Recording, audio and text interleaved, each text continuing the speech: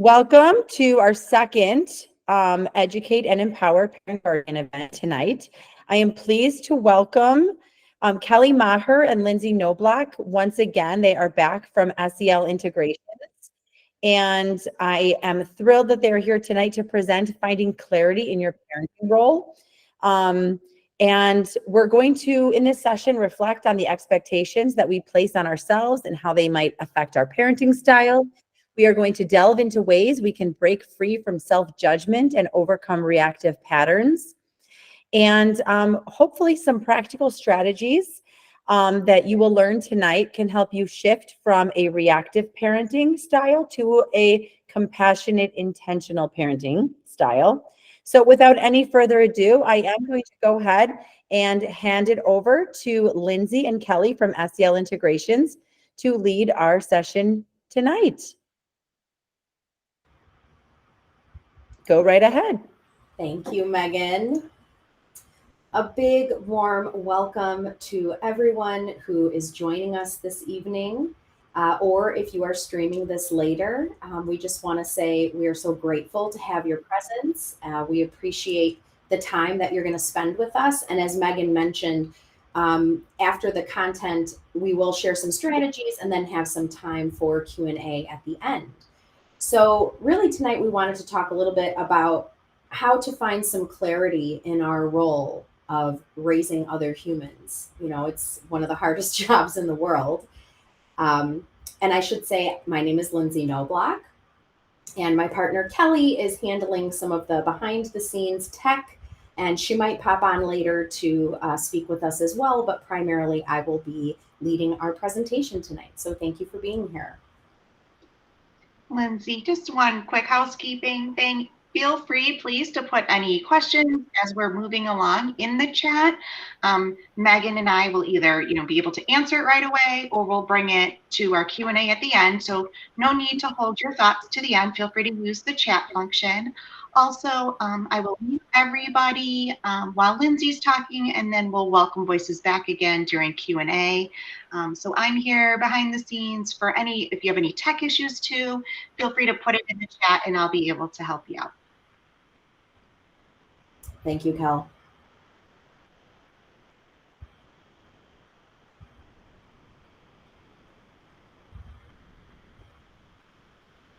So again, thank you for being here. Kelly and I are happy to be back.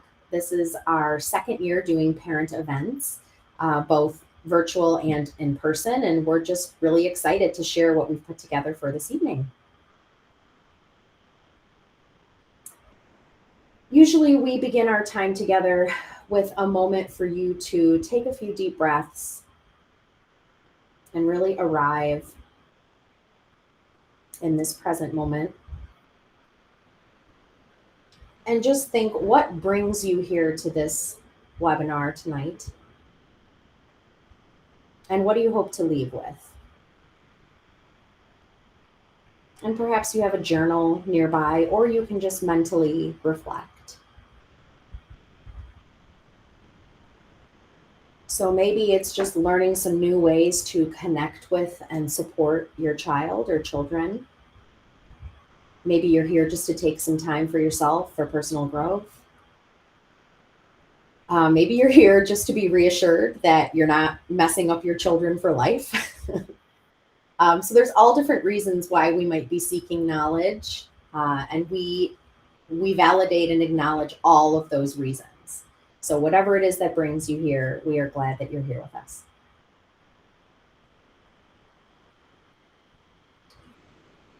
I just love this because parenting is so hard, right? So when you thought parenting would be easy peasy, lemon squeezy, but it's actually difficult, lemon difficult. I mean, ain't that the truth?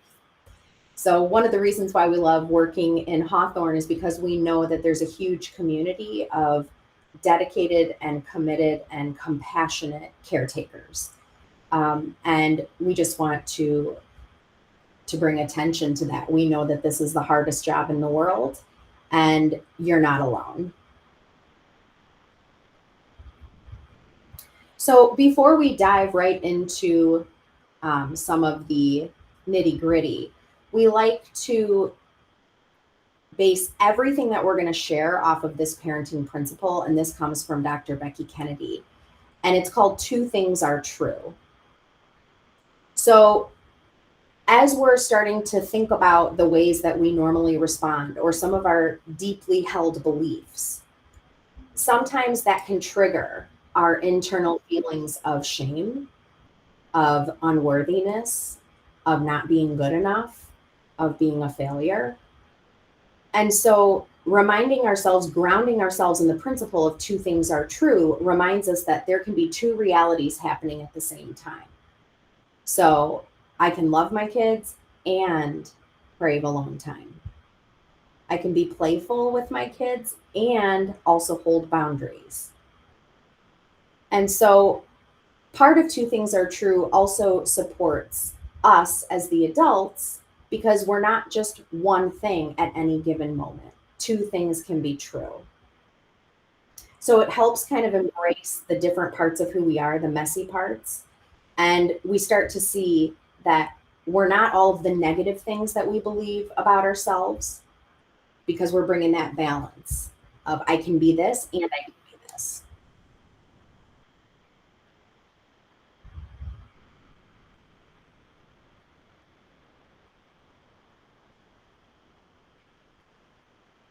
So this approach really for parents helps support our mental health. I can be a good parent and yell at my kids sometimes. I'm struggling and I'm a loving parent. And in these moments where maybe we're triggered by ways that we responded that we're not proud of, or, feeling like we should be able to handle all of the various things going on around us when life gets chaotic, it can be really helpful to ground ourselves in two things are true.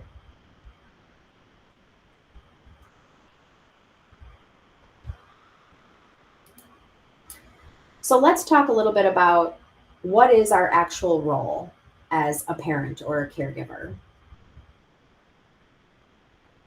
And just recognizing too that whenever we attempt to learn something new, we should make an active note to really be kind to ourselves, because it's not easy to change our patterns of behaving and our patterns of thinking. So just that little reminder to be kind, two things are true. So if we had to actually define our role as a parent or a caregiver, it would be to establish physical and psychological safety for our children. And there's many, many ways that we do this, but for the sake of our time commitment tonight, we're going to be focusing on how we can keep our kids safe by setting healthy boundaries, how we help them with failure, and then also building up their emotional resilience. And we're going to start first with setting healthy boundaries. So boundaries are so crucial for kids. At their core, they keep kids safe, because when kids don't have clear limits, they feel insecure. And so if we allow our kids to have control over decision making, that balance of power shifts towards the child, and this is harmful to both the adults, us, and the kids. So we want to create that security for them, that predictability, which will also then reduce their anxiety and uncertainty. And so sometimes also we should think about that when we're setting boundaries, if we're easily swayed and our children feel like they can convince us of things to get what they want, then they might start to feel like they're in control. And they might not even realize it. It's unconscious for them, but feeling like they're in control over us as the adults is what leads to them feeling anxious and insecure. So the way that we can help them feel safe is to be that sturdy adult in their life. And then long term, when we set boundaries for kids, it actually helps them develop their emotion regulation. Because when they get out, into adulthood or even into older grades, there's going to be rules and structure in society.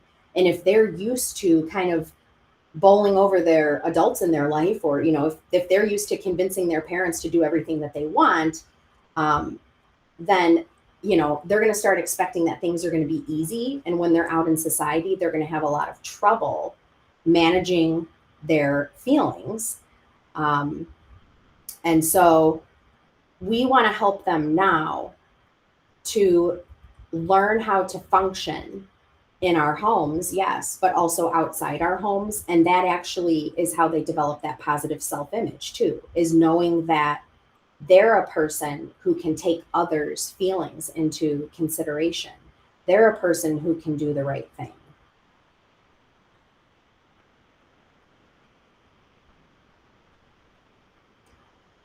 So yes, boundaries that we set, not that are negotiated by our kids, will help our kids have a sense of security. And here are some examples.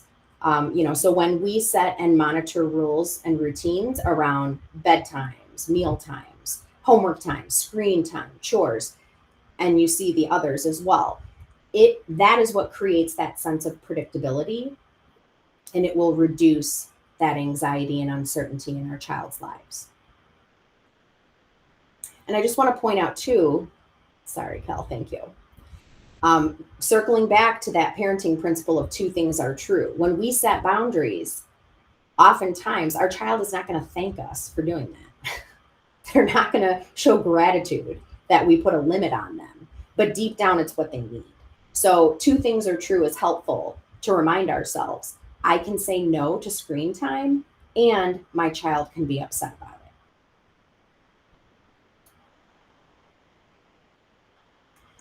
If we had to identify the clear steps to take to set healthy boundaries, it would start with having clear, fair, and developmentally appropriate expectations. So in other words, if we're not clear on what we think is okay and not okay, then we got to start there. We have to know what our values are in order to set our kids up and know what we will and will not tolerate.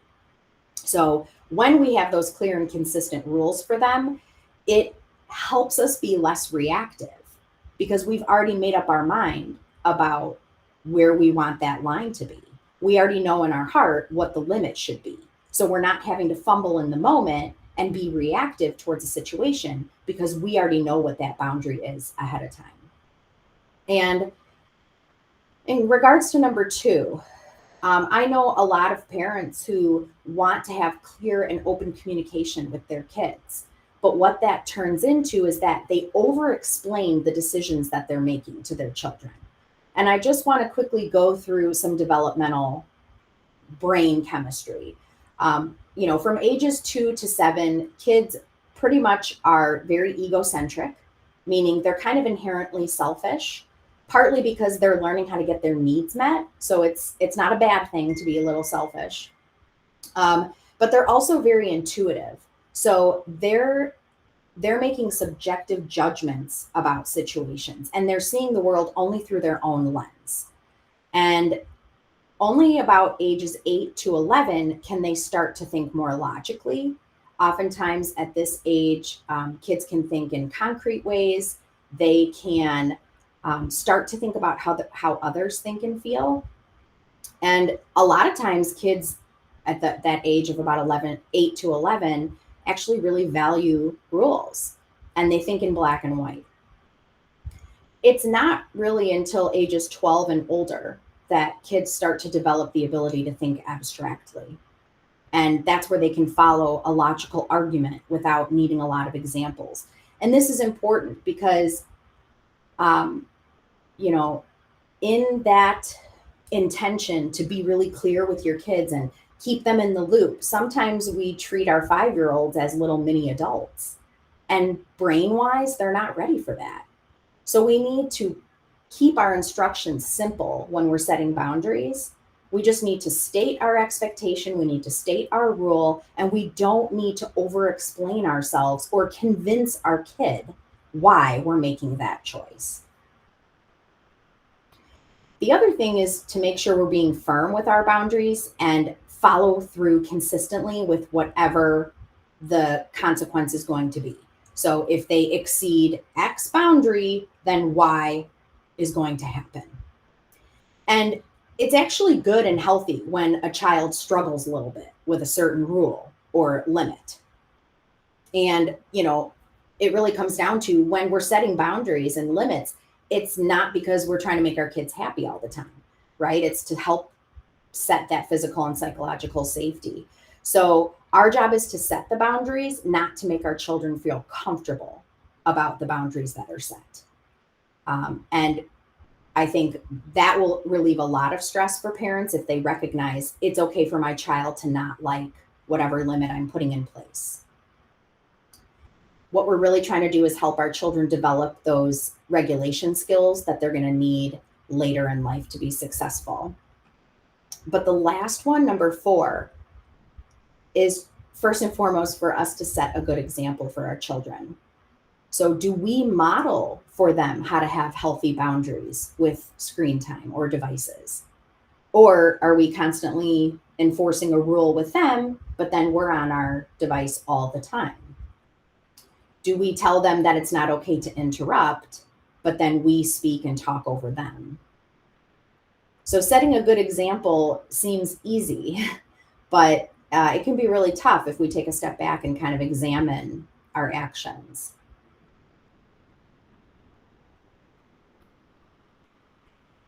And I just love this quote from James Baldwin: "Children have never been very good at listening to their elders, but they have never failed to imitate them." So setting good examples for our kids around boundaries is crucial. So let's pause for a moment so that you can have a chance to just think about what you just heard. What are some healthy boundaries that you are currently setting with your kid that you want to continue? And then what boundaries have you maybe struggled to set or that you want to get more clear on? And what will it take for you to do so? And again, if you have a journal or a notebook or you just want to think about these, we're going to pause for about a minute so that you can reflect.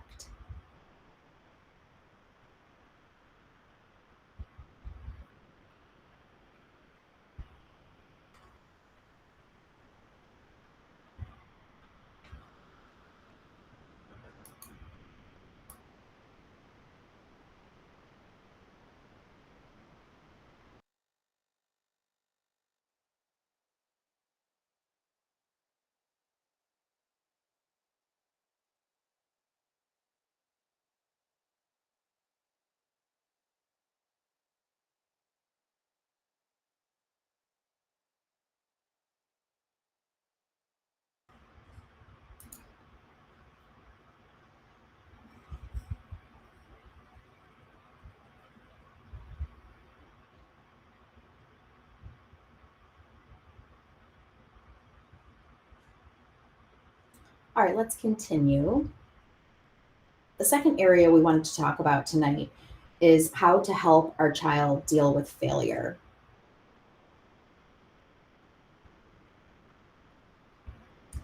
So we first need to start by taking a moment and pausing to check in with ourselves. Where did we learn our beliefs around failure, and what are our beliefs around failure?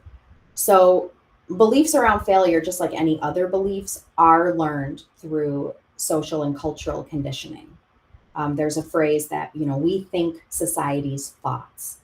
And for those of us who maybe have been living in America for our whole lives, this is baked into our psyche, specifically a highly competitive culture, and always striving to be better, always striving to be the best, never slowing down, never showing that there's a struggle.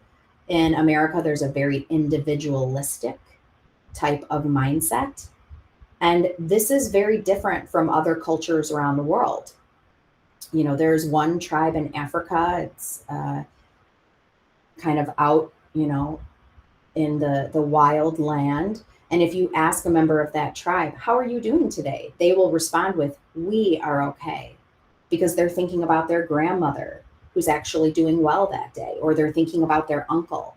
So we have to kind of start with our basic set of beliefs around failure.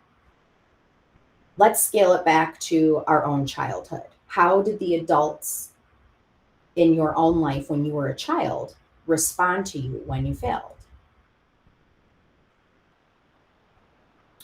What messages did you receive around failure?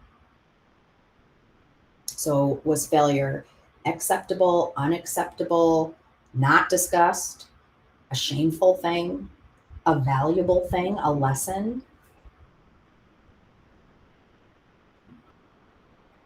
Bringing attention to where our beliefs stem from helps us understand our thoughts and actions better, which in turn will help us embrace a new way of thinking and being.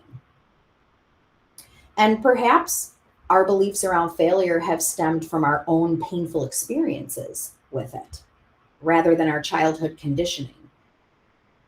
But it's important for us to tap into, okay, what beliefs do I actually hold around failure? Because whatever they are, that's what's going to be passed down to our children unless we kind of set a different intention.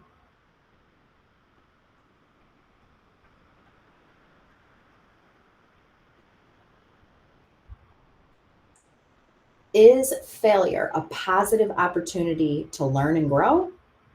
Or is it a negative experience that hinders success?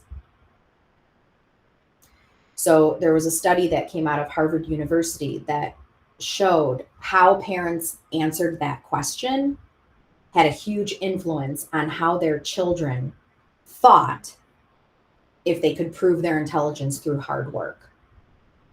So another way of saying that is when adults responded negatively to failure, their children internalized that they could not improve their intelligence or abilities through effort. But the opposite was true as well. So if the parents framed failure or obstacles as a positive opportunity to learn and grow, then children believe that with effort and time, they can improve. So do we want our children to believe that their intelligence and abilities are malleable and can improve with effort over time? And if that is what we want, we might have to come to terms with how we may have been subconsciously passing along how we were raised around failure. So we might have to come to terms with we need to parent differently than how we were parented.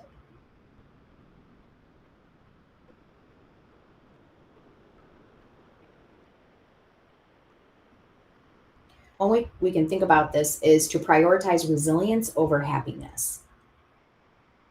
So when you think about it, all of us would say we want our children to be happy, of course. But what does happy really mean? Do we mean free from suffering? Because that's just not a realistic goal for them.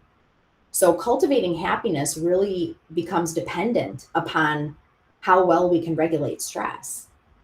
So the first thing we have to do is to make space for all feelings.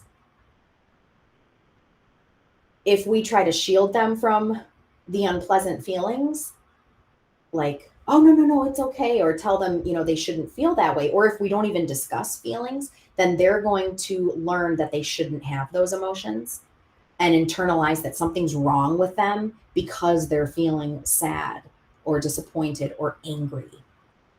And they learn that if they feel uncomfortable, their job is to get back to comfort as soon as possible. And so what this does in the long term is it limits their ability to tolerate those unpleasant feelings, and it limits their ability to manage and regulate those challenging feelings. And worst of all, they feel alone in their feelings. So thinking about, when we try to protect them from feeling their unpleasant emotions, it has the opposite effect. And I just want you to think, have you ever met an adult who said, yay, my parents were able to convince me out of all my bad feelings. I never feel uncomfortable. I never feel disappointment or jealousy or frustration. They convinced me out of all of them. I'm always happy. No, of course not. In fact, we might know some adults, and we might even be one of them, that there's an alarm bell that goes off every time we feel unpleasant feelings and can't make them go away quickly, as if something is broken inside of us. And if we do have those feelings, more often than not, it's a byproduct of being raised in a household where the focus was being unhappy. The focus was on being happy and not getting real about feelings. So the best thing we can do for resilience is to prepare them. Instead of trying to shield or protect them from feeling those feelings, we need to prepare them and teach them strategies how to cope with them. And that's really what matters in adulthood, is that can we manage stress? And it really helps if we had someone in childhood who validated us and let us experience it. So the best way to prepare them is to be honest and give them our loving presence, no matter what's happening.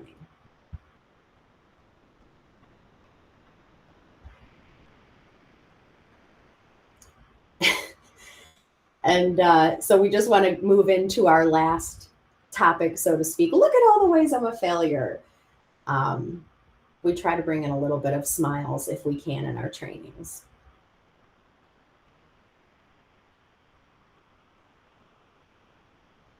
So let's get back to how do we really respond to failure then? If we want our kids to look at it as an opportunity for growth, then let's say the situation is they come home with a D on a math test.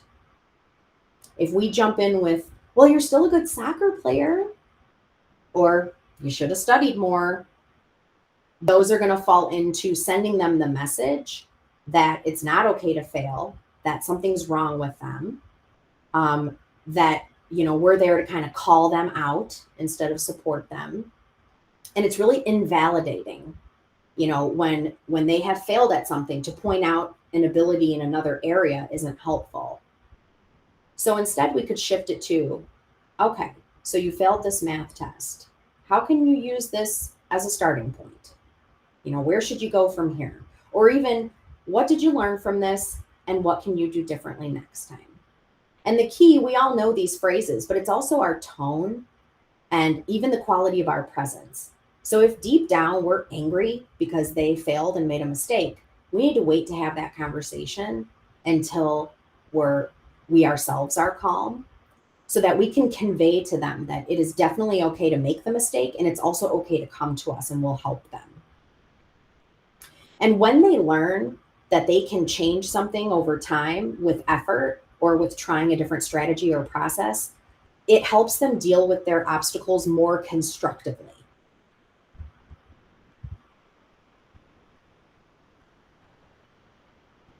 So again, another opportunity to pause. Think of the last time your child had a big mistake or setback.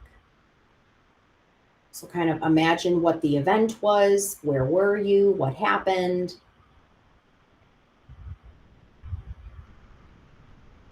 Give another few moments for you to have that in your mind.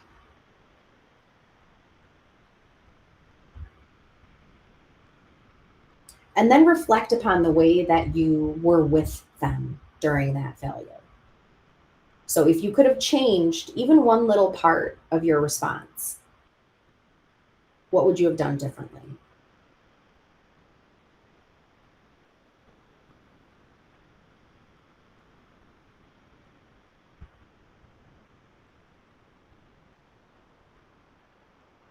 And this type of reflection is not meant to make us feel bad. So if there's any of those alarm bells going off of, ugh, I shouldn't have done that, or ugh, I messed that up, I lost my cool. Any of those typical shame and blame type of thoughts that we're really good at having about ourselves, I just want you to hold that with two things are true. I didn't respond the way I wanted, and I'm also learning how to respond better.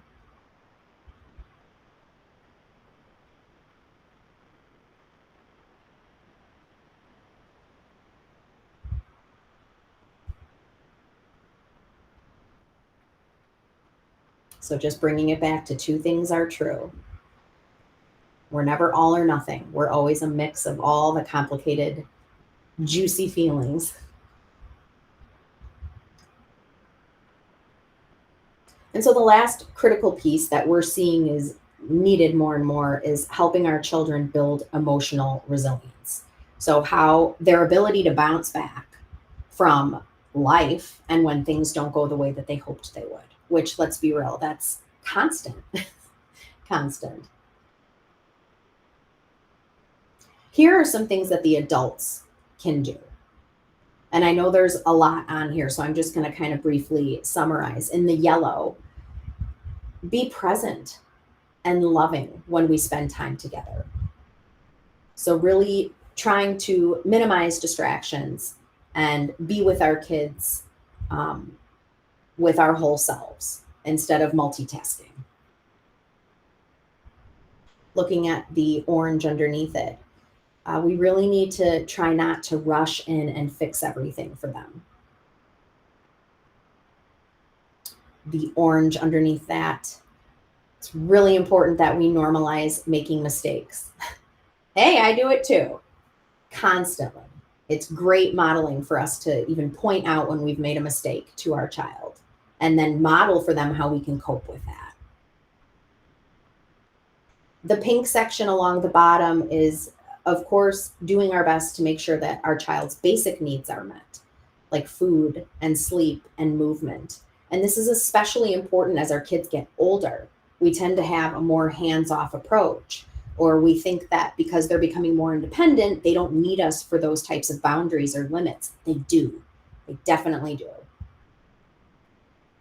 Starting in the top right, that pale blue, it's really important that we share our feelings with our kids so that they learn that it's safe to talk about feelings. So if we're generally closed off, or we feel like, oh, I shouldn't tell them that because I don't want to burden them, of course, use your best judgment. But if we never talk about feelings, they're going to get the message that it's not okay to talk about them. And we don't want to do that. Underneath that, when they experience failure, lean into that. Don't avoid discussing what happened. Don't punish, but lean into the conversation and praise their effort. Praise what they were able to do. And then lastly, that green. When our kids get stuck, we really need to just ask questions to help guide them instead of giving them answers. And we're doing that for their future self. If we're constantly swooping in and giving them all, the advice and problem solving, they don't have any opportunities to practice that. So let's just take 3 of those pieces and go a little bit further into them. The first is when children experience failure or disappointment, it's important to praise their effort and encourage them to try again. This is essentially a growth mindset. And Carol Dweck is the pioneering researcher for growth mindset. And she did a study of 2 different groups of 5th graders who were praised during a task. And one group was praised on their effort, but the other group was praised just highlighting their intelligence. Like, oh, you're so smart, not their effort. The students who were praised based on their intelligence chose to continue working on easier and easier tasks because they were afraid of failing. They were afraid of not getting it. And so they didn't rise to the challenge. Whereas the group of 5th graders who was praised on their effort, lo and behold, continuously chose the more challenging tasks. Now, of course, are there some things that our children are going to try that they're just not good at, no matter how much effort they put into it? Of course. So if there is effort, but there's no progress happening, that's a different story. That's when giving up maybe isn't the worst idea ever. But in general, especially, many things besides maybe, an athletic talent or a musical talent, many things can be improved with effort, with learning new strategies. And so here are some sample language, sample scripts. Kelly and I firmly believe that the number one way we can change our practices is to have the right language. So this is what it would sound like if you were going to praise their effort. You never gave up, even when it was hard. And that sounds so much more validating to a child than, well, you're still really smart. So this is one great way that we can support them during that failure.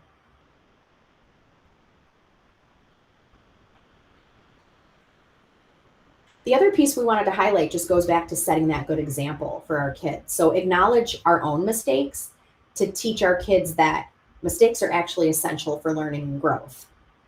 So I had a friend who shared with me they had a teacher that would call out, "How fascinating!" every time a mistake was made. And, of course, the kids were kind of like, what is happening at first? But then they loved it. It brought some lightness to the situation that this is human. Part of being human is messing up, and there's no shame in that. So here are just some sample phrases for you to try on. Oops, I messed up, but I can learn from this mistake. So not only saying, oops, I made a mistake, but then attaching a little bit of growth mindset language to it so that they start to learn that this is where the growth happens, is when we mess up.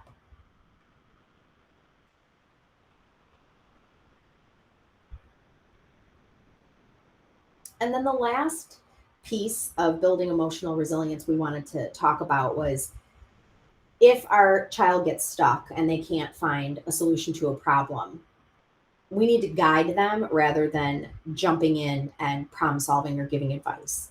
Because when we do that, we take away their opportunity to learn for themselves. So if we want them to build their resilience, they need practice dealing with tough things.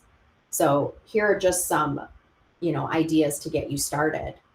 I know that in my own experience as a classroom teacher for, 14 years, I would always start with, well, what do you think is step one? And then there's also one that wasn't included on here, but it's one of my favorites. When your child says, I don't know. So you ask them a guiding, I don't know. You can say, well, if you did know, what would you say? And 9 times out of 10, they're going to give you an answer. It's hilarious. I don't know why it works. It's not scientific. It's just something from my own personal practice. Oh, you don't know? Well, if you did know, what would you say? Try it, please, because they will say something.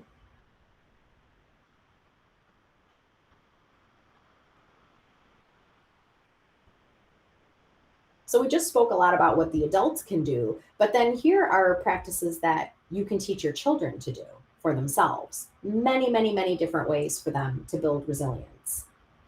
And because we know that there's tons of options on here and we don't have time to go into all of them, we just chose 3 to go into more depth.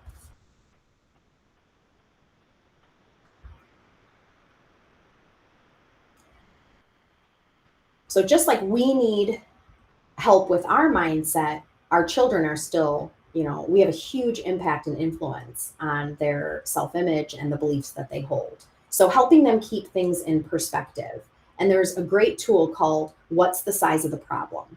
So sometimes, our kids will escalate things that we look at and we're like, oh my gosh, are you kidding me? This is not a big deal. But to them, it feels like a very big deal. So teaching them what's the size of the problem: small, medium, big. Small is a minor inconvenience. Big would be a disaster, something really, really awful, like a car accident or, someone passing away. So helping them give almost like a gradation of problems so that they can start, and you can use that language. Well, how big is this problem? Small? Okay, let's keep a small problem small. Let's try, and then you can use regulation tools like breathing or squeezing, tense and release of muscles, or going for a walk. The second one I love, will this matter in 5 months? Usually, no. The answer is no. How about 5 weeks? No. 5 days, 5 hours? This is great for your older students who tend to, just think that, the world is ending. And then the bottom 2 are just embracing that 2 things are true. This hurts, and we're going to figure it out together. Or you're having a hard time, and you're a kid who can do hard things. Catastrophizing we wanted to include because it's not just teenagers anymore, right? Our children are exposed to a lot more stressors than ever before, and at least than I was when I was being raised. So here are some things that we can do. First is really to help them. If you have a child who tends to really catastrophize, that it's just the end of the world and there's no possible way to, see past it or get through it, is to help them regulate. So before you do anything else is to teach them breathing exercises or teach them any way that will help them get to a state of calm before you try to talk to them about anything. And one that I really love for the older students as well is just helping them embody or internalize this phrase, I don't have to believe my thoughts, right? Sometimes that's very freeing. Yes, you had a thought, doesn't mean that it's true, and I don't have to believe it. And then the last one, of course, is to practice self-care. This is crucial for every human being. And it doesn't have to be something grandiose. It doesn't have to be something really time-consuming.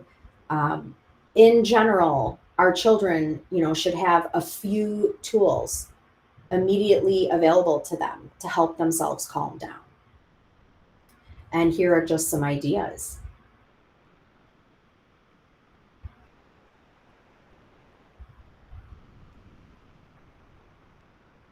So again, we want to pause and invite you to reflect on the last 40 minutes or so. And this could be a time for you to journal your intentions or simply reflect in your mind. We're going to pause for about a minute.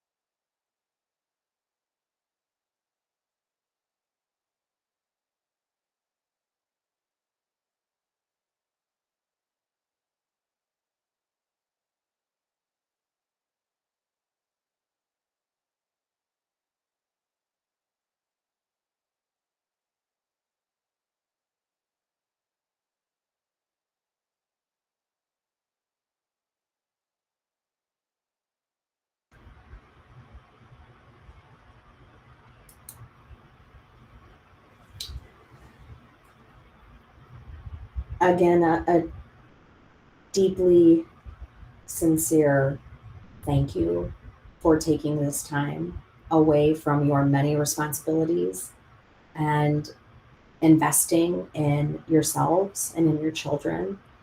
It's an honor to have this job. And I look forward to now hearing from some of you with questions that you might have.